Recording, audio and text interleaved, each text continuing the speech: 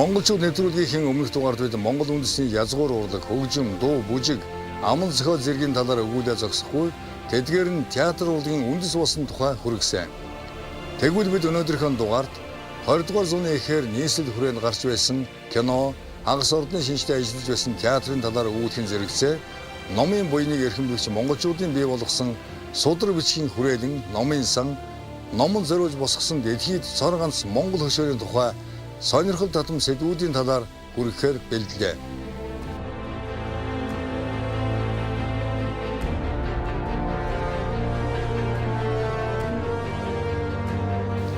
Бид энэхүү нэвтрүүлгээ Мон судар хэвлэлийн газраас эрхлэн гаргасан монголчууд 20 дугаар зууны эхэнд номноос бэлтгэн хүргэж байна. Нэвтрүүлгийн хамтрагч Мон судар хэвлэлийн газар.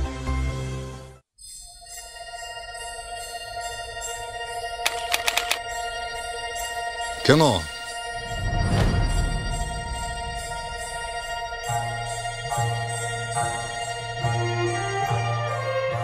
(1910-ад оны үеэс Монголын нийслэл хүрээ болон орон нутагт хэд хэдэн газар кино гаргаж байсан тухай мэдээ баримт үлдсэн байдаг. Тухайлбал Богд хаан Жавсан дамбын өргөнд ордныхан кино үздэг байжээ. Энд чухам ямар кино гарч байсан тодорхой бус боловч Богдын хөтөж Хамилган Бадам гэгч кино гаргадаг төдийгүй Богдын заларч морилж яваа байдлыг Богдод сайдууд бараалхаж байгаа үйл явдлыг харуулсан кино хийсэн тухай мэдээ байна. Мөн нийслэл хүрээнд Америк болон Германы пүүст голдуу Америк, Герман, Англи, Мексик, Япон кино гарч байжээ. Харин хүмүүсийн олноор цугларч кино үздэг газар нь Оросын хорооны Бирж дэм буудлын кино танхим байсан ажээ. Бирж буудлынхан нийслэл хүрээний сонин бичигт киноны зар болон тэр үеэр болох үйлчилгээ үзүүрийг тодорхой бичиж нийтүүлж байсан нь тус сонины хуудаснаар үлджээ. Тэр үед монголчууд киног Илб зон, Илб сүүдэр, сүүдэр Илб, сүүдэр зургийн наадам, цахилгаан сүүдрийн наадам, цахилгаан гэрлийн наадам гэж нэрлэж байсан төдийгүй Бирж буудлын гудамжийг Илб зооны гудам чимээн нэрийх тохиолдол байжээ.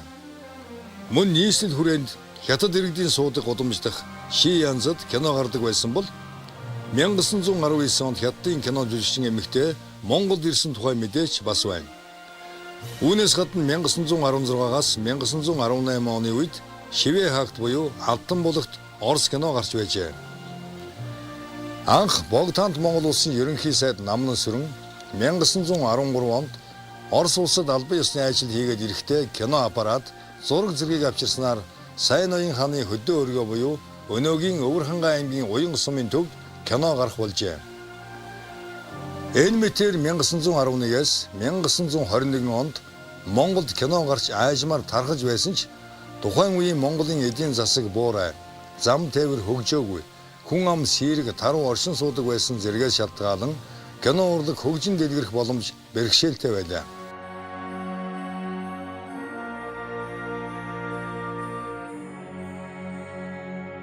Ши янзаны гудамжинд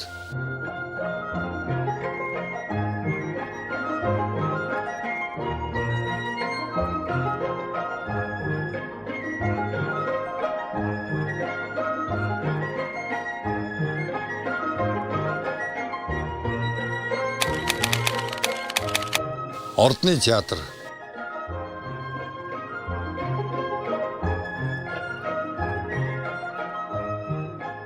(19-р зууны сүүлд 20 дугаар зууны эхээр Монголд ордны шинжтэй хагас мэргэжлийн театр ажиллаж байлаа. Жишээ нь 1830-аас 1919 оны үед Дорногов аймгийн нутагт Саран хөхөө эмээх дуулал жүжигийг Ноён хотогт Дулдыйтын Данзан арвжагийн мөргөнд тоглож байжээ. Данзан арвжагийн театр нь тоглолт хийх зориулалт бүхий 2 давхар байр, тоглолт хийх зориулалтын тусгай хувцас, тайзны засал чимэглэл, дуу чимээний хэрэгсэлтэй байжээ. Энэ театр суурин болон нүүдлийн тоглолт хийдэг байсан төдийгүй Саран хөхөө жүжигийг бүтнээр тоглоход 1 сар, товчиж тоглоход 3-аас 15 хоног ордог байсан байна. Түүнчлэн 1830-ад оны үеэс Тоован буюу Тогтох төрийн аж ахуй Дорж Балан бангийн өргөө одоогийн Дорнод аймгийн Халахгүй сумын нутагт тоглогдож байсан ногоон морины дэг хэмээх бүжиг, дуу, хөгжим бүхий театрчсан тоглолтод дуулан бүжиглэгч 8 хүүхэд, 8 хөгжимчин оролцож түмэн их үлэмжийн чанар, асрын өндөр, ачит төгс, адис тод, төдөө нүгэ, эртний цагаан буян гэх зэрэг дуулж бүжгэлдэг байжээ. Тэгвэл баруун Монгол тэр дундаа Ховд аймгийн Булган сумын нутагт торгуудын Мичин ван хэмээх Мижид оржин өргөөнд дуу биелгээ заах бүжгийн сургууль байсан байна. Мөн тэнд Агсал Хулгайбаатар гэдэг дууны аялгаунд хийдэг биелгээ бүжиг театрчилсан тоглолтын хэлбэртэй байжээ.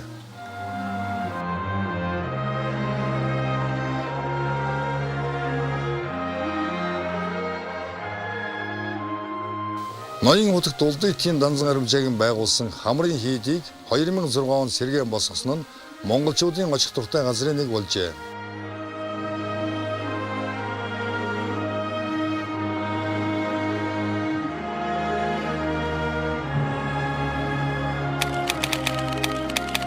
Монгол улсын хамгийн жижиг ном.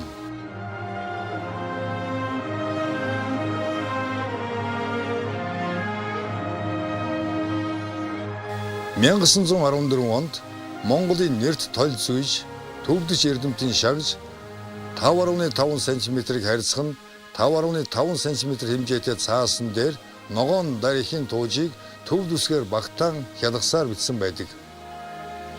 Энэхүү хялгасаар бичсэн бяцхан ном бол Монгол улсын хамгийн жижиг номын тоонд зүйсээр ордог юм. Шагжгаа энэ номыг бичихдээ зуны аагам нартай өдөр гэрийнхээ өрхийг битүүлэн өрхний завсраар өчүүхэн зай гарган түүгээр туссан нарны хурц гэрэлд бичсэн түүхтэй. Ном маш жижиг үсгтэй тул энгийнүүдээр унших боломжгүй жижиг өсгөдөг шил хэрэглэн уншдаг байна. Энэхүү ногоон дарихын тууж нь судар хэлбэрээр бол 20 гаруй хуудастай нийт 80 мөртэй туужийн эхлэл хэсгийн 4 болон дундах 7 мөрийг улаан бусдын хар бэхээр бичсэн байдаг. Харин энэ нь хожим хуучраад сүүлийн хэдэн мөр нь улаан хүрэн өнгөтэй болжээ. Энэ хамгийн жижиг номыг академик Сэндийн Дамжисран 1980-ад онд улсын төв номын санд авчирч өгсөн байдаг.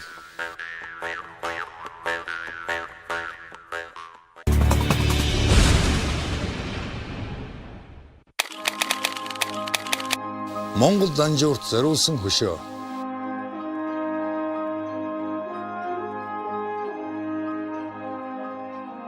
Дэлхийн аль ард түмэн номыг хүндэтгэн дээдэлдэг. Тэгвэл тэр дундаас монголчууд бол номыг бүхнээс илүүгээр эрхэмлэн дээдэлдэг ард түмэн билээ. Учир нь эртнээс нааш монголчууд үеийн үрийн үрдээ ном судраа өвлүүлэн үлдээхийн зэрэгцээ эрхэмдээд ном судраа хамгийн үнэтэй 9 эрднэрээ бүтээсээр ирсэн түүхэн уламжлалтай. Үүний тод жишээ нь 1620 онд Монголын хаан Лэгдэн зарлиг болгон 108 бот их хөдгөн судар ганжуурыг хөх цаасан дээр алтаар бичүүлж алтан дээвэртээ сүмд хадгалж байсан гэдэг баттай мэдээ бий. Тэгвэл үүнээс 300 гаруй жилийн дараа 1925 онд Монголын засаг ноён асан Чинван 80-нд 225 бот данжуур судрыг Монгол улсын судар бичгийн хүрээлэнгийн дарга Жамин Жононван Ширнэн Дамдын хоёрт хүлээлгэн өгч уул номыг Монгол улс хэрхэн хадгалах, ашиглуулж байх тухай гэрээ байгуулсан байдаг. Гэрээгээ гэрэл төшөөнд сийлхийг санал болгосон ёсоор Жамин уран сэлбэрч чулуучин найдангийн дэндвтэ тохирдсон гэрэл төшөөг 1928 онд анх үйлдүүлж эхэлсэн боловч дэндвийн гар үтсийн улмаас ажиллаа орхиж 27 жилийн дараа дахин үргэлжлүүлж 64 настайдаа бүрэн дуусгажээ.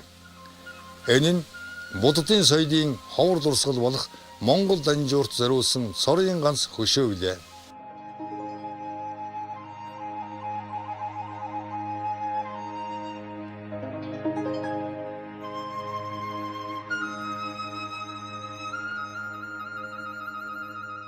Төв номын сан 108 бот алтан ганжуур.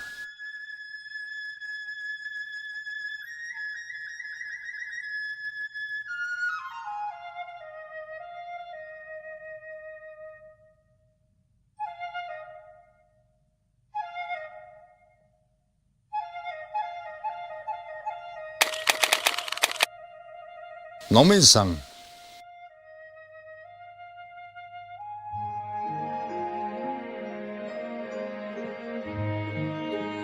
Монгол номын сангийн үүсэл хөгжил нь монголчуудын гэрийн номын сангаас ихтэй төдийгүй ном хэвлэлийн түүхтэй салшгүй холбоотой юм.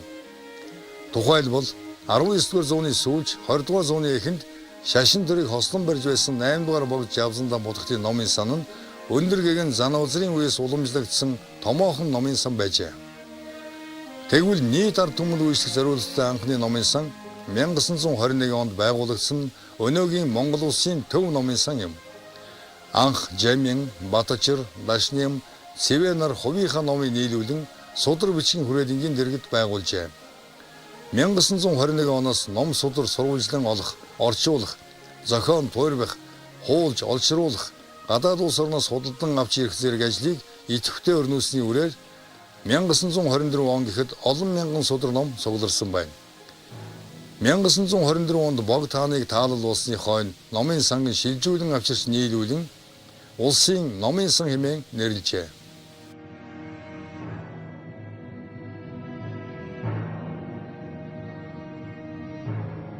Судар бичгийн хүрээлэн.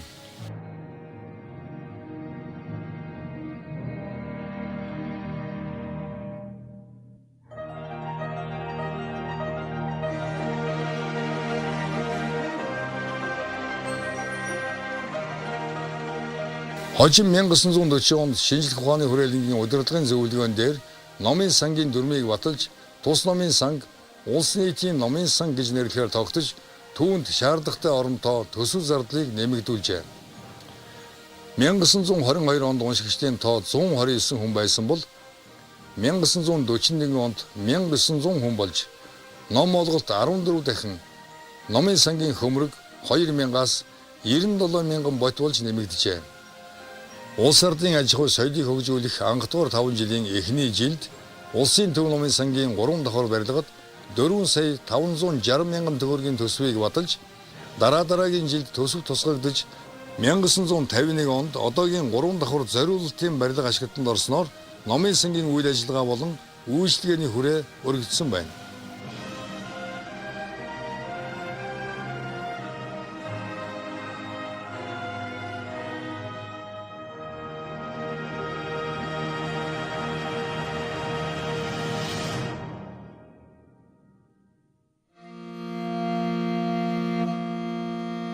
Улсын төв номын сангийн анхны арга зүйч судлаач Сүрмажив.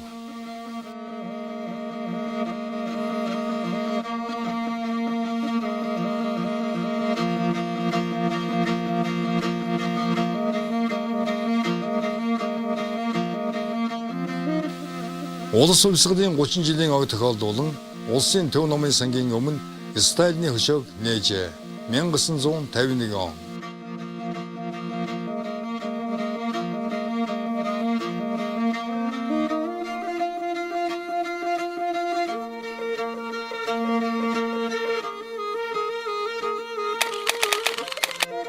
Архив.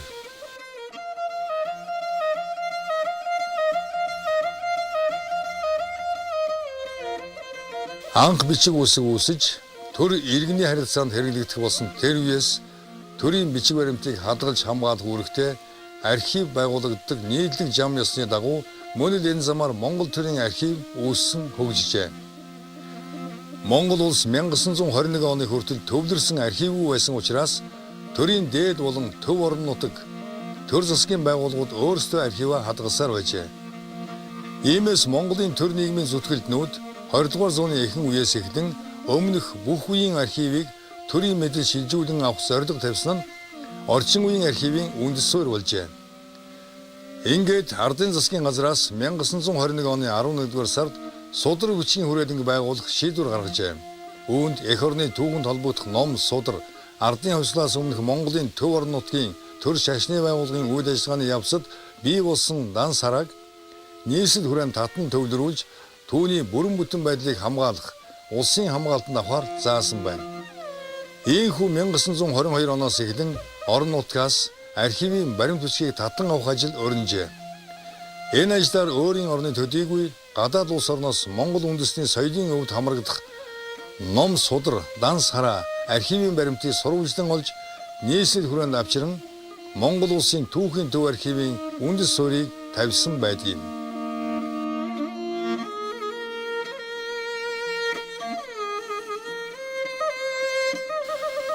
Судар бичгийн хүрээлэнгийн дэргэд архивын бичиг баримтыг цэгцлэх ажил эхэлжээ.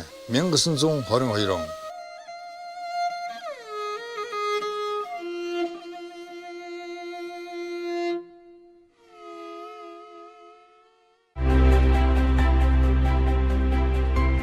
Нэвтрүүлгийн хамтрагч Монсодөр хэвлэлийн газар.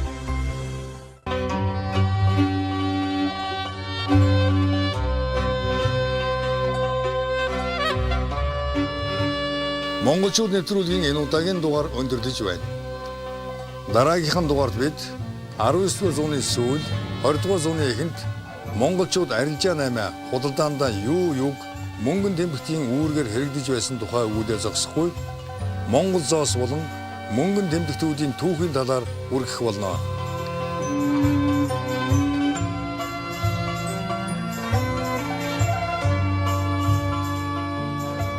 Бид энэ хүн нэвтрүүлгийн Монсодөр хэвлэлийн газраас эрхлэн гаргасан монголчууд 20 дугаар зууны эхэнд номноос бэлтгэн хүргэлээ.